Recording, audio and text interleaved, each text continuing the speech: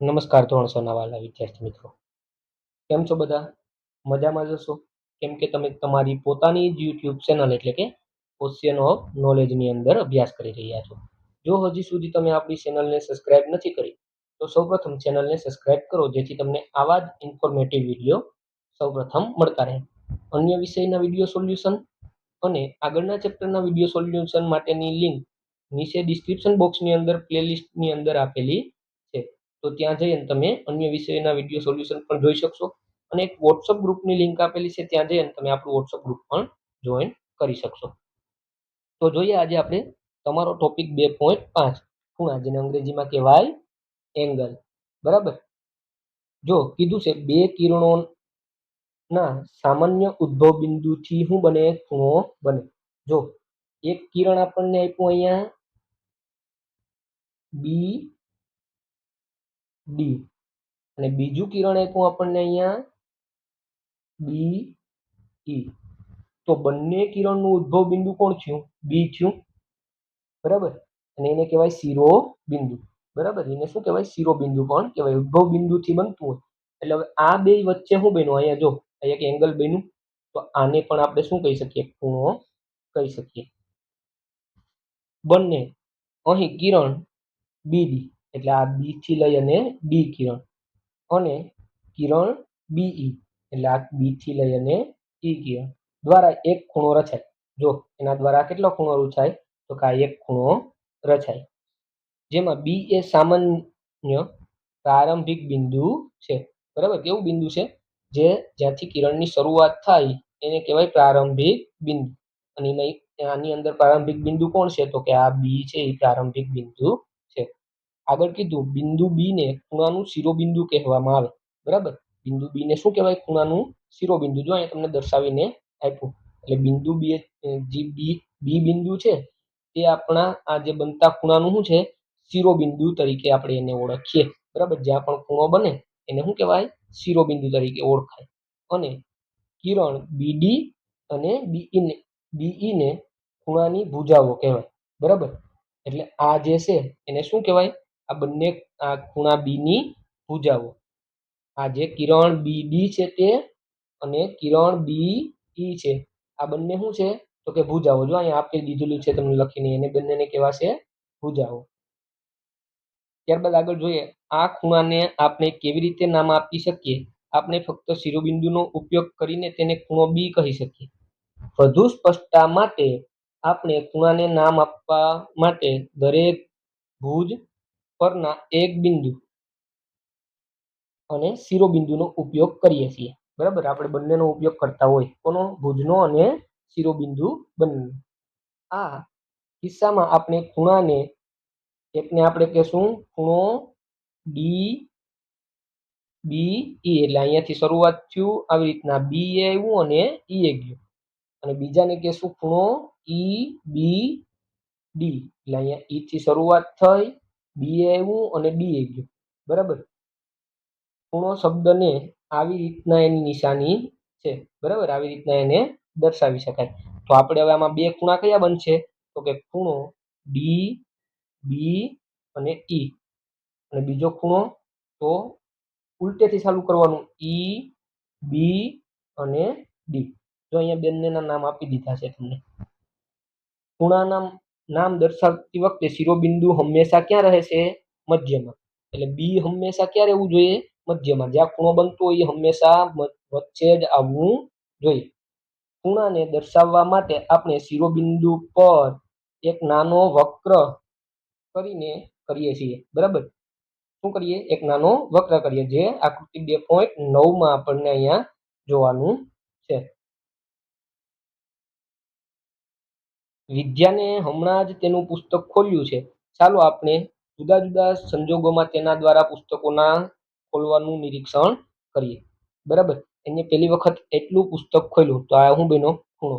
બીજી વખત એટલું પુસ્તક ખોલ્યું તો આ એનો શું બન્યો? ખૂણો. ત્રીજી વખત એને ફૂલ પુસ્તક ખોલી નાખ્યું તો એનો આ શું બને? ખૂણો બને. એના પછી એને પુસ્તકને હજી વધુ ખોલ્યું તો આ એનો શું બનશે? ખૂણો બનશે. ત્યારબાદ પુસ્તકને એને હવે આવી રીતના વાળ્યું તો આ એનો શું બનશે? ખૂણો. અને પુસ્તકને એને હાવ છે એ એકદમ ટ્રાયેંગલ કરી દીધું તો આખે આખો એનો શું બનશે? ખૂણો બનશે. એટલે જેમ જેમ વધારે પુસ્તક ખુલે છે તેમ ખૂણાનો માપ કેવો થતો જાય છે? તો કે વધતો જાય છે. જો અહીંયા કરતા આ ખૂણાનો માપ વધારે છે, એના કરતા આનું વધારે છે, એના કરતા આનું વધારે છે, એમ લાસ્ટમાં સૌથી વધારે ખૂણાનું માપ બને છે. શું તમે આ દરેક સ્થિતિમાં ખૂણા બનતા જુઓ છો? શું તમે તેને ભુજાઓ પર શિરોબિંદુને ચિહ્નિત કરી શકો છો? હા, દરેકમાં આપણે ખૂણા બનતા જોઈએ. અહીંયા એનો ખૂણો થયો, આ એની ભુજા થઈ, આ પણ એની ભુજા થઈ, આમાં અહીંયા ખૂણો થયો અને આ બે એની ભુજા થઈ. એવી રીતના અહીંયા એનો ખૂણો થયો અને આ બે શું થયું? એની ભુજા થઈ. દરેકમાં આપણે જોઈ શકીએ. કયો ખૂણો મોટો છે? સ્થિતિ 1 માનો ખૂણો કે સ્થિતિ 2 માનો ખૂણો? તો આ બેમાંથી કયો મોટો? તો સ્થિતિ 1 કરતા સ્થિતિ 2 નો ખૂણો મોટો છે. એટલે અહીં આપણે લખીએ કે સ્થિતિ 2 નો ખૂણો છે એ 1 કરતા મોટો છે. કેમ કે અહીંયા અવળો ખૂણો બને છે, તો એનાથી પુસ્તક વધારે ખોલવામાં આવ્યું તો આ ખૂણો એનાથી મોટો બને. બરાબર. ત્યારબાદ જેમ આપણે રેખાખંડની લંબાઈના આધારે તેના માપ વિશે વાત કરીએ છીએ, તેમ આપણે ખૂણાની એક બાજુને શિરોબિંદુઓ કરાવેલા પરિભ્રમણના આધારે માપ વિશે પણ વાત કરીએ. બરાબર. જો આ એનું શિરોબિંદુ એટલે કે મધ્યમાં આવેલું બિંદુ, ત્યાંથી આ જે ભાગ ઉપરનો છે એને જેટલો ખોલવામાં આવ્યો એના ઉપર ખૂણાનું માપ નક્કી થાય. જો અહીંયાથી અહીંયા સુધી ખોલવામાં આવ્યો તો આ માપ છે એ કેવું થયું? વધી ગયું. બરાબર. એટલે શિરોબિંદુથી ઉપરનો ભાગ જે છે એને જેટલો પણ પહોળો કરવામાં આવે, જેટલો ખોલવામાં આવે એ પ્રમાણે એનું માપ નક્કી થતું હોય. તેથી સ્થિતિ 2 નો ખૂણો મોટો છે, કારણ કે આ સ્થિતિમાં તેને વધુ પરિભ્રમણ કરાવવામાં આવ્યું છે. તેથી જ આ રીતે સ્થિતિ 3 માનો ખૂણો સ્થિતિ 2 કરતા મોટો છે, કારણ કે અહીં પરિભ્રમણ વધુ છે. બરાબર.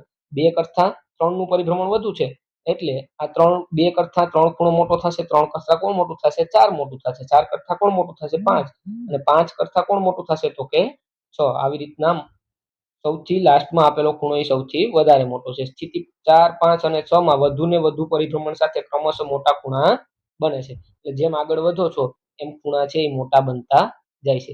એક અહીં આપેલું છે, એક ખૂણાનું કદ એ શિરોબિંદુની આસપાસ થતા પરિભ્રમણ અથવા વળાંકનું માપ છે, જે પહેલા કિરણને બીજા કિરણ પર ખસેડવા માટે જરૂરી છે. આ શિરોબિંદુ છે એના ઉપરથી અહીંયા ખૂણો માની લો કે આ છે એ શું બને? ખૂણો. બરાબર. કિરણની અંતિમ સ્થિતિ, આ કિરણની પ્રારંભિક સ્થિતિ છે. હવે અહીંયાથી જે છે આ ઉપરનું કિરણ છે એને એટલું ખોલવામાં આવ્યું. પ્રારંભિકની માત્રા વળાંકનું માપ એ ખૂણાનું માપ થાય. એટલે આ ઉપર જેટલું આ ઉપરનું કિરણ છે ને જેટલું ઉપર લઈ જવામાં આવે એમ ખૂણાનું માપ કેવું થાય? વધતું જાય. ચાલો આપણે કેટલાક અન્ય ઉદાહરણો જોઈએ જ્યાં વાસ્તવિક જીવનમાં ભ્રમણ અથવા વળાંક દ્વારા ખૂણા ઉદ્ભવે છે. તો જો પેલું પરિકર આપ્યું, તો પરિકરમાં પણ આ એક શું બન્યો? ખૂણો બન્યો. બરાબર. આ શું બન્યો? પરિકરમાં ખૂણો બન્યો. અથવા દ્વિભાજકમાં આપણે ખૂણો બનાવવા માટે તેની બાજુ, તો આ બે ભુજા થઈ. બરાબર. બાજુ ને ફેરવવી છીએ. શિરોબિંદુ તે બિંદુ જે જ્યાં બે બાજુ જોડાયેલી છે, ખૂણાની ભુજા અને શિરોબિંદુને ઓળખવાનું છે. તો આ શું છે? આ વચ્ચે અહીંયા આવેલું છે એ શિરોબિંદુ,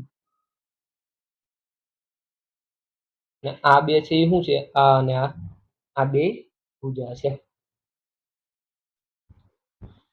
ત્યારબાદ કાતરમાં બે પાંખ્યા હોય છે. જ્યારે આપણે કંઈક કાપવા માટે તેનો ખોલીએ છીએ ત્યારે તેને પાંખ્યા એક ખૂણો બીજાને ખૂણો બનાવે છે. ખૂણાની ભુજા અને શિરોબિંદુ ઓળખો.